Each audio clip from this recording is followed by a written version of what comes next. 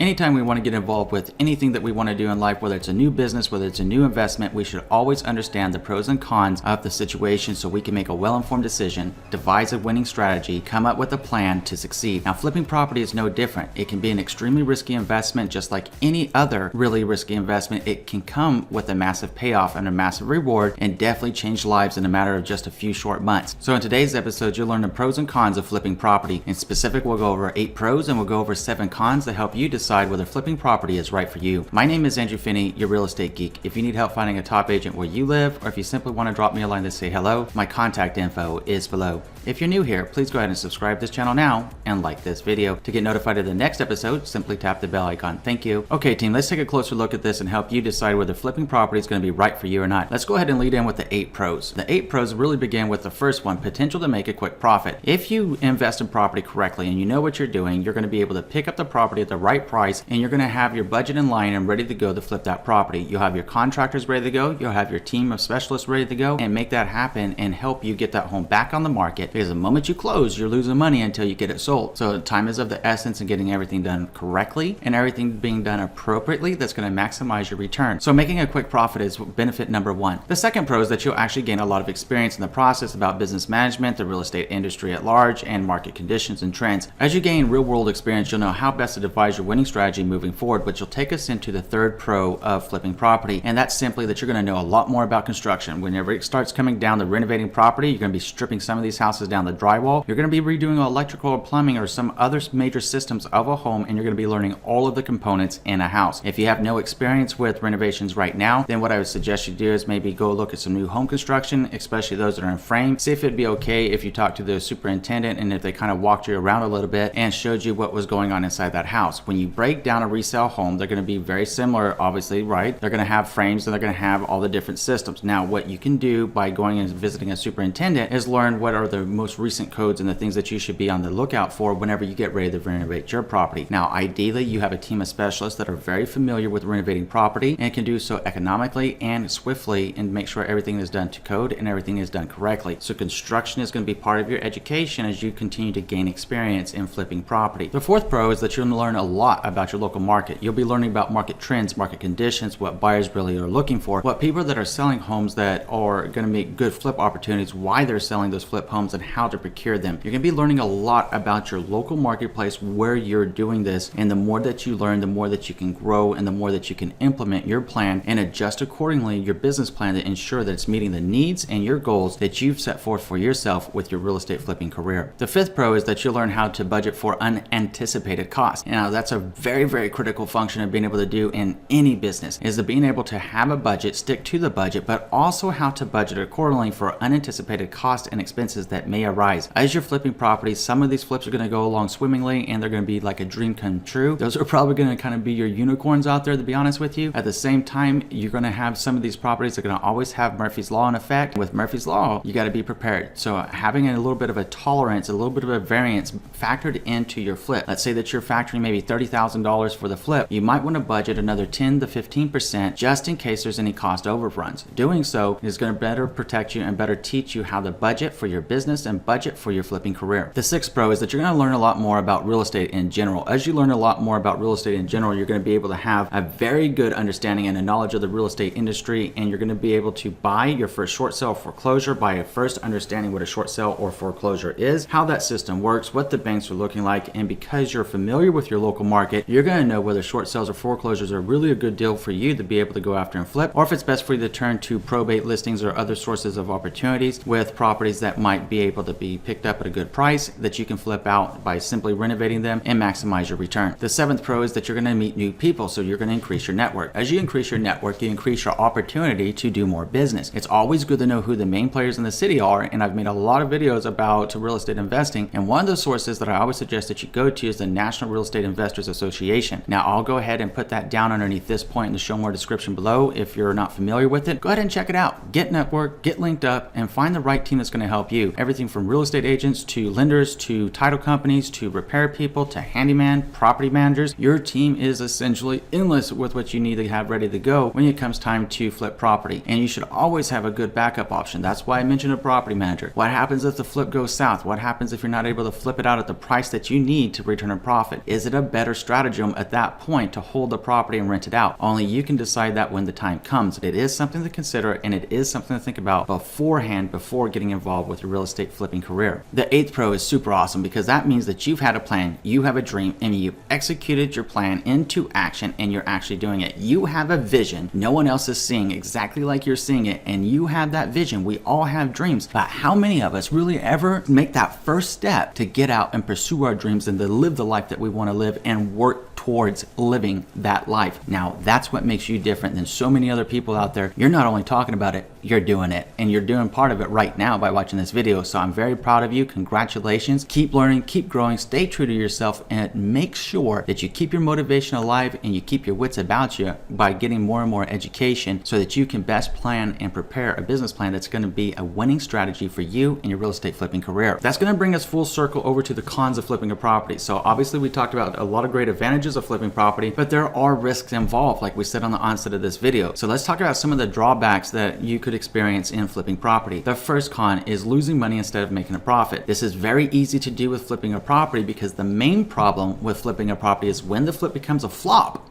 you lose money, hence the term flop, right? There are many factors which can contribute to a loss. So let's talk about some of those underneath the second con with unanticipated expenses. Notice we have unanticipated expenses on both a pro and a con. It depends on what side we're looking at. Underneath the pros column, we were talking about it teaches you to budget better. Now, unanticipated expenses underneath the con side includes everything from building permits, contractor delays, material delays, permit delays, renovations of materials that you have not budgeted for. It goes back to giving yourself a little bit more of a grace with your budget. Back to the example that we made in this point underneath pros, if you have $30,000 available for the flip, maybe you should realistically be budgeting 10 or 15%. You'll know exactly how much you should over budget for the cost of a renovation the more that you do this, and by talking to other people that have already done this in your local marketplace. By doing that, you can ensure that you have enough capital on hand so that if it doesn't take that money, awesome, you can roll it into the next investment. And at the same time, if you do need it, at least you were prepared for it and you're not going to be caught with your pants down. The third con is higher taxes. Once you complete renovations on a property, that means the city is more than likely, and they might,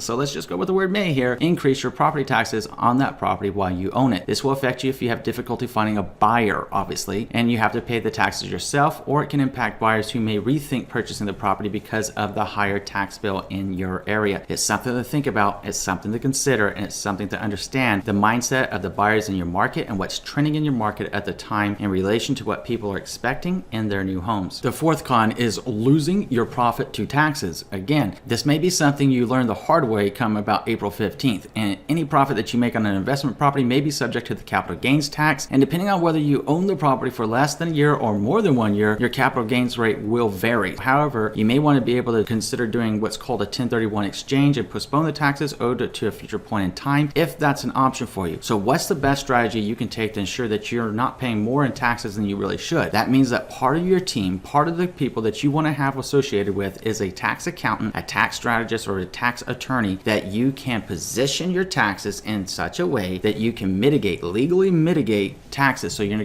not paying more on capital gains than you have to. The only way to do that is to get linked up with the right professional that's their full-time job, full-time job, with a tax advisor or a tax accountant to make sure that they're advising you correctly so that you can plan for taxes. So it's not like you had this windfall of a year and it was great and then you over leverage yourself perhaps, which is very common. People make a lot of money, they think they're going to go do it 100 more times, then all of their assets are put into hard assets that are harder to get the liquid capital out of, right? So what happens is maybe they don't have the money for the taxes and now they're caught at a catch-22. Don't let that happen to you. Plan and prepare first, and plan and prepare for your success. The fifth con are your holding costs. I mean, consider it. Whenever you buy that property, unless you're a cash investor, and even as a cash investor, you're still going to have holding costs. But if you have a mortgage note on it, that means that every single month that's going by, you're paying the mortgage on it, you're paying the property taxes on it, you're paying the upkeep of the property. Obviously, you have people in there working to renovate the property, so now you have electrical bills that are associated with the property as well. You have your materials bills, so you got to look at your holding costs of the property. So you should have ideally a time frame from the time that you close, an action plan in place, and break it down into phases. Think of Henry Ford whenever he started Ford Motor motor company and what they did really successfully, and we all learned about in American history, at least the ways I'm assuming we all learned about it in American history, with the assembly line of production. Maybe you have your electricians go in and you take care of things. Maybe you have your drywallers go in, your painters go in, your granite people, your flooring people, right? You have them go in different phases so that they don't overlap and get in each other's way. By taking a step approach, you go step 1, step 2, step 3, step 4, step whatever that you need to make this happen for you so that you can minimize your holding costs because you haven't identified a time frame. Ideally, maybe you've even purchased the materials at the same time that you were in contract to close so you don't have any material delays. It's something to think about, something to plan for. Tell me about your experiences about that one in the comment section below and what you do to mitigate your holding cost. The sixth con is you can have difficulty selling. Depending on market conditions and market trends, it's either going to be a good time to sell a flip or it's going to be a bad time to sell a flip. You have a seller's market,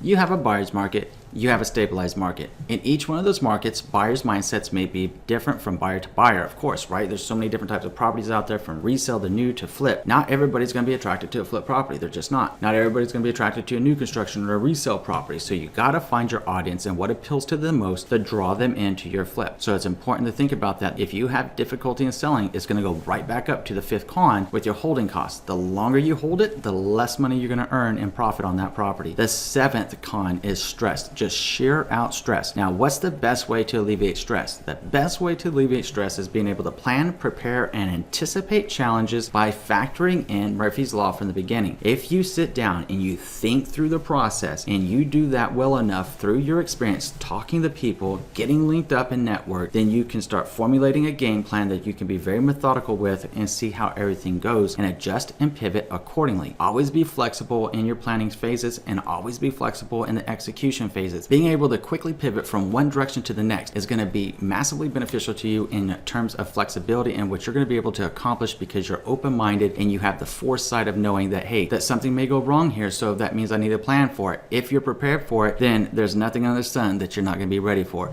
So now here's what I want you to do is tell me what you're thinking about this episode in the comment section below and share your savvy tips about flipping properties and the pros and cons you've experienced as you flip property. Go ahead and tell us about it in the comment section below so we can continue to learn and grow together. Now I'm going to go ahead and pop up my contact information. If you simply want to drop me a line to say hello, or if you need help finding a top agent where you live, please let me know. Always love to hear from you, and I'm always here to help. If you haven't already done so, I'm going to ask you to do 3 things. Number 1, please subscribe to this channel. Number 2, please like this video.